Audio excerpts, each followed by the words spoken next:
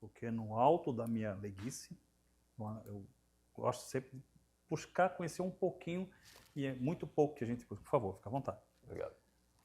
A água do papo do salão é benta. Saúde. Houve, naquela época, duas coisas que eu gostaria de perguntar. A relação da maçonaria com os templários, né? E a perseguição que houve em cima dos maçons, pelo próprio catolicismo na época, né? Uhum.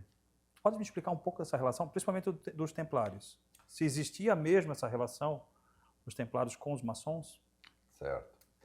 Nós temos Jacques de Molay, foi o último dos templários. Sim. Foi queimado vivo existe ainda quem já teve a oportunidade de ir na França, em Paris, tem uma pequena ilhota, né? Na frente da Catedral de Notre-Dame. E lá tem uma placa alusiva a esse episódio de ter sido jogado na fogueira Jacques de Molay. Jacques de Molay, inclusive, ele é homenageado pela maçonaria com a juventude que nós possuímos, que também incentivamos esse estudo, esse preparar do garoto para transformar-se num homem, a fim de que possa também estar ajudando dentro dos princípios, dos valores da maçonaria. Sim. Chamamos de demolés. Também temos meninas, aproveitando para falar que são as filhas de Joiço em relação à Grande Loja. Existem outros ainda em outras instituições maçônicas que têm a Associação Paramaçônica Juvenil e outros, a Ordem do Arco-Íris, mas, sobretudo, na Grande Loja de Santa Catarina, nós temos os demolés e as filhas de Jó. Vou dar uma limpadinha na tua sobrancelha, tá? Ok. Então, Jacques de Molay foi o último do líder dos templários, o grão-mestre dos templários, como a gente fala. E os templários, eles faziam um trabalho bastante interessante, que era preparar, digamos assim, para que as religiões, a religião católica pudesse estar, sobretudo, se deslocando ao Oriente, né? De modo geral, falando em uma linguagem bem ampla. Só que, em dado momento, houve um conflito, digamos, de interesse por parte do Papa, à época, que conversou, conta a história, com o rei, que agora vai me faltar um nome, e ele resolveu declarar os templários como, vamos dizer assim... Inimigos do catolicismo. Exatamente. Combatiam combatia o catolicismo, e aí houve essa separação. Mas existe muita lenda em torno deste assunto. Existem histórias escritas também acerca disso. De qualquer forma, elas não são conclusivas, digamos assim, totalmente assertivas, a fim de dizer que os maçons, os templários eram maçons, ou os maçons originam-se dos os maçons templários, se originaram dos templários, né? É. Porque existe também muito essa dúvida em relação se os maçons vieram dos templários, mas eles são antes dos templários, né? Anteriores aos templários, né? Conta a história que tem registros de termos, sim, evidências de templos maçônicos, mas acaba se confundindo ali, tá entendendo? Mais ou menos surgindo na mesma época. Então, há quem sustente que, de fato, há uma certa origem ali, há uma afinidade, né? E há quem sustente que as lendas são lendas, as histórias acabam não representando totalmente a realidade. E a perseguição maçônica que houve? Essa perseguição veio por quê? Pelas incompatibilidades com o que a maçonaria defendia em relação ao catolicismo? Porque também o catolicismo, vamos ver, é diferente do cristianismo, né? Se usava o cristianismo, mas essa questão da perseguição com os maçons era porque eles pensavam de uma forma diferente da Igreja Católica na época, e todos que pensavam diferente da Igreja Católica eram perseguidos? Bom, sabe que o homem é um... Desculpa, tá bom a altura? Tá ótimo. Deixa eu tirar a Acabei nem prestando atenção, estou concentrando na conversa aqui, mas tá ótimo. O homem, ele é um ser interessante que ele homem acaba muitas vezes sendo inebriado pelo poder Sim. e pela riqueza. Sim. Nós, na maçonaria, a gente acaba estudando... Desde que o homem é o homem, né? Desde que nasceu, né? Desde que nasceu.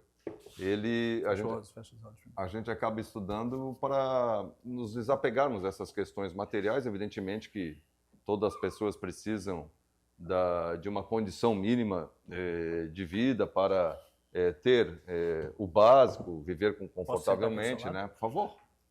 Eu peço permissão para continuar aqui. Por favor. Mas fica muito mais fácil você conduzir um povo, como quem diz, né? Pão e circo. Sim. Então, quando tu começas a despertar o saber, a reflexão, né? Saber o que é melhor para o todo, isso começa a gerar conflitos.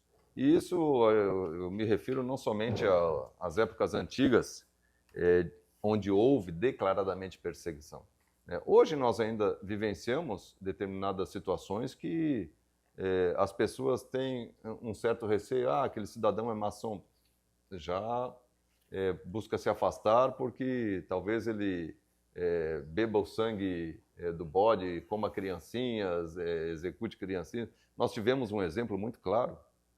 A grande loja de Santa Catarina fica aqui na Avenida Campeche também. Sim. Pertinho aqui do salão. E um dia nós recebemos um telefonema lá de uma senhora e aí a telefonista, ela queria falar com o grão-mestre. Aí a telefonista disse assim, o que ela desejava? Ela assim, não, eu quero falar só com ele. Assim, tá, mas eu preciso levar o assunto, senhora, para a senhora poder conversar com ele. E nós recebemos qualquer pessoa lá sem problema nenhum. Bom, aí a senhora disse assim, não, o fato é o seguinte, a minha filha estuda num colégio, minha filhinha, estuda num colégio, onde ela tem uma outra menina que vive perseguindo ela, e maltrata, e judia e tal. E a gente sabe que os maçons podem matar uma criança por ano. Então eu queria que eles investissem contra essa amiguinha da minha filha. Olha o cúmulo da situação. Entende? Então, para algumas pessoas, lamentavelmente, ainda paira essa ignorância de que nós trabalhamos nesse sentido em absoluto. Aliás, vou aproveitar e fazer também uma propaganda aqui. Por favor. A maçonaria ela mantém muitos órgãos.